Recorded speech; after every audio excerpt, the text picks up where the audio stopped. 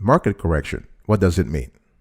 When a stock index falls by more than 10%, it is often said to have entered correction territory.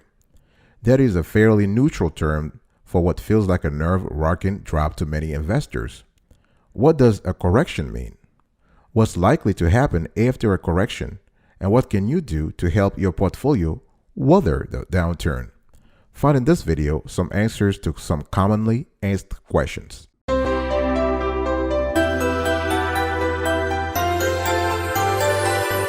Welcome back, folks, to another edition of Sweetie Kiwi. How are you doing today? I hope you are doing fantastic. I'm doing marvelous, if you were to ask me. If you are doing as terrific as I am, go grab a cup of coffee or tea or vodka and let's roll.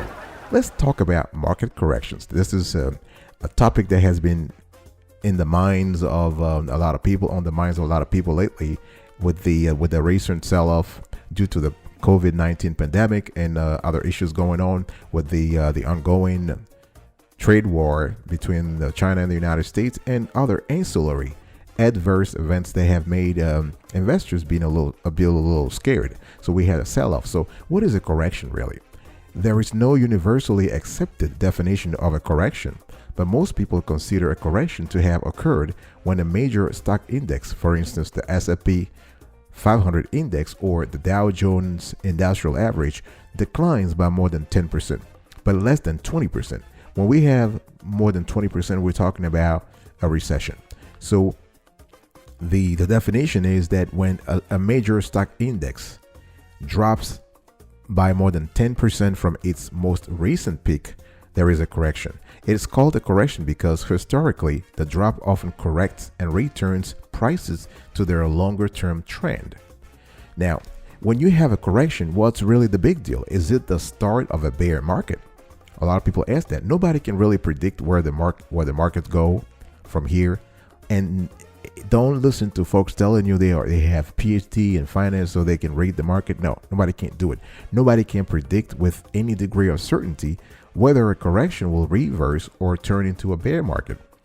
A bear market is when, as I said before, bear market is when the drop goes above 20%. So having said that though, historically, most corrections have not become bear markets. That is, periods when the market falls by 20% or more. There have been 24 market corrections since November 1974, and only 5 of them became bear markets, which began in 1980, 1987, 2000, 2007, and 2020. Here we have a very nice charts courtesy of the Schwab Center for Financial Research, and they are showing here on the screen, and we put this on the screen so you can see. And since 1974, only 5 market corrections have become bear markets. So in red you have the bear markets, and in blue rather you have the corrections. So you can see that we had a bear markets in November 1980. We have another one in August 1987. That's because of the market. So there was a huge sell-off also. We have one in March 2000 with the tech bubble. We had another one in October 2007 and February 2020. So the February 2020 with the coronavirus and all the other ancillary issues. So we had a bear market. So what I'm trying to say here is that you don't have, simply because we have a market correction, we don't have automatically a bear market. There are other dynamics. There are other metrics that specialists pay attention to before declaring a correction officially a bear market. Now, what if it really is the start of a bear market? Because I just showed you that out of since 1974, out of 24 corrections, only 5 became bear markets. But what if it really is the start of a bear market? Nobody can predict it, right? No bull market runs forever. Folks, you have to get to the point where you understand that markets are made to go up and go down. They are made to have a yo-yo effect. That's what markets do. They go up and go down. They're like dogs. Dogs have to wag their tails. Nobody asks the dog why he or she is wagging his or her tail. No, that's what they do. So While they can be scary, bear markets are a part of a long-term investing and can be expected to occur periodically throughout every investor's lifetime. Nonetheless, it is important to keep them in perspective. Since 1966, the average bear market has lasted roughly 15 months, far shorter than the average bull market, and they often end up as abruptly as they began, with a quick rebound that is very difficult to predict. A case in point is the S&P 500 pandemic-fueled bear market in early 2020, which lasted a mere 33 days from the previous high on February 19th to the trough on March 23rd. That's why long-term investors are usually better off staying the course and not pulling money out of the market. We've said this before also. It's better just to stay in. It's better to time in the market. Is better than timing the market. Don't try to time the market and say, listen, I will try to get in, I'll get out, I'll sell when share prices are high, and I'll get back in when share prices are low. You cannot predict it. I don't care what kind of AI, artificial intelligence you have, what kind of Internet of Things, what kind of bots, what kind of trading bots, what kind of robo advisors you have to tell you what kind of trading signals you have. Nobody can predict the market. So now let's take another look at a chart here by our friends at Schwab Center for Financial Research, and they're actually showing us you can see on the screen here that the past bear markets have tended to be shorter than bull markets, and it's pretty nicely illustrated here. So they're showing the S&P 500 peak to trough.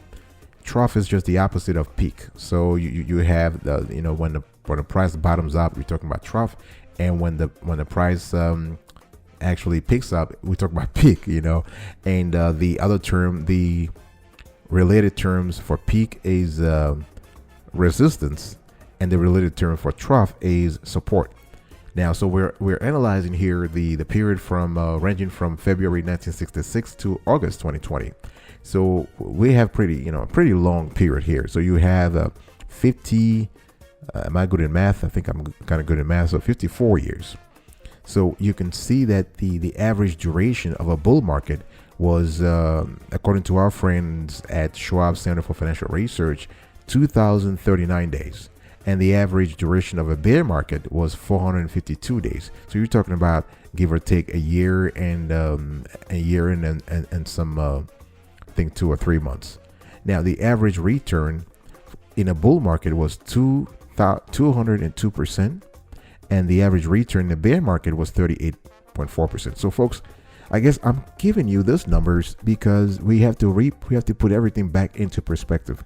Folks are usually kind of scared when the market goes through a correction and there is a sell-off. And no, I'm just telling you, you have to hang in there. You have to stay the course because markets always come back up. I will be right back right after this. Don't go anywhere.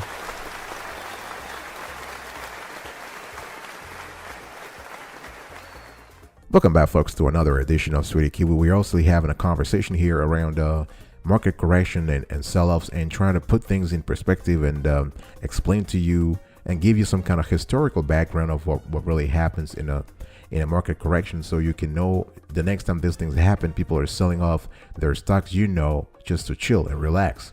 What should you do now?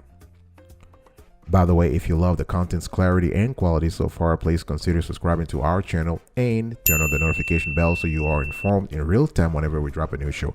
And we drop this kind of shows every single day, rain or shine.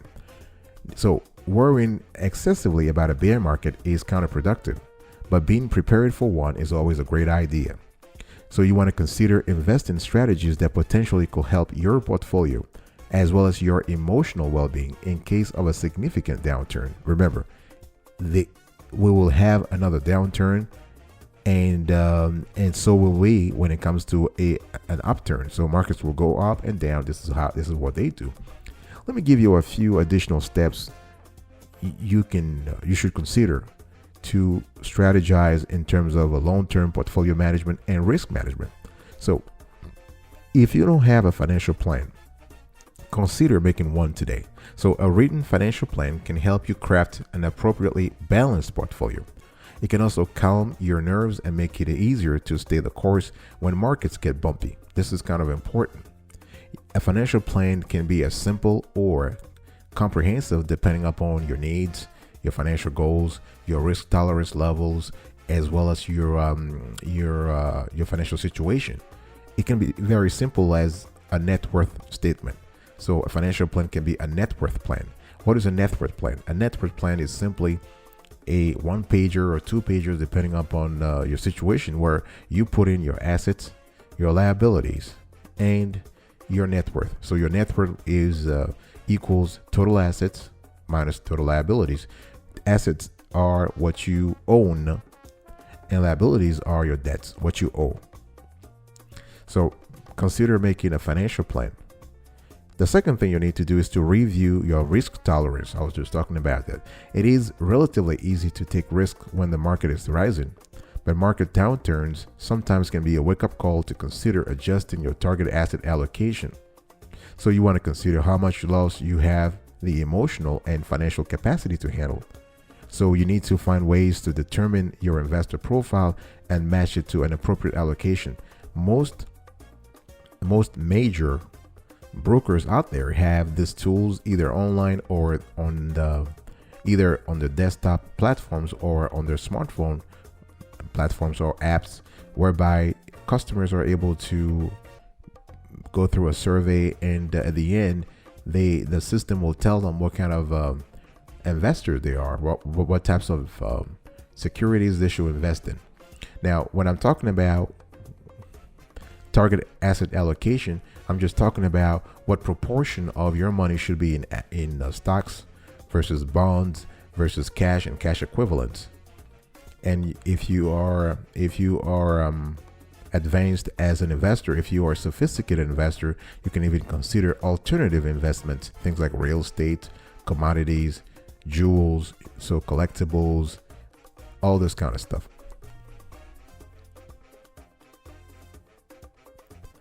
Another thing you should do is to rebalance regularly. So market changes can skew your allocation from its original target. So let's say you started the year with a 50, 30, and 20 allocation. So 50 for stocks, 50% for stocks, 30% for bonds, and 20% cash.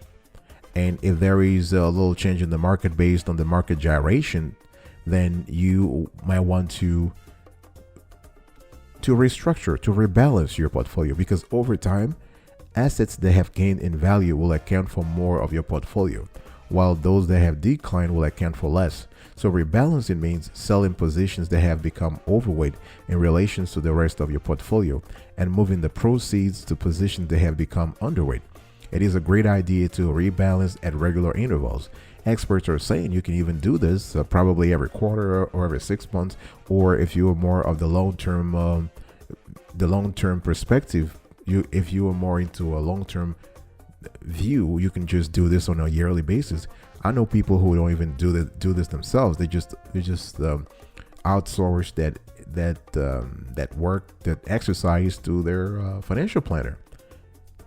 So rebalance regularly. Another thing you need to do is to take your life stage into consideration.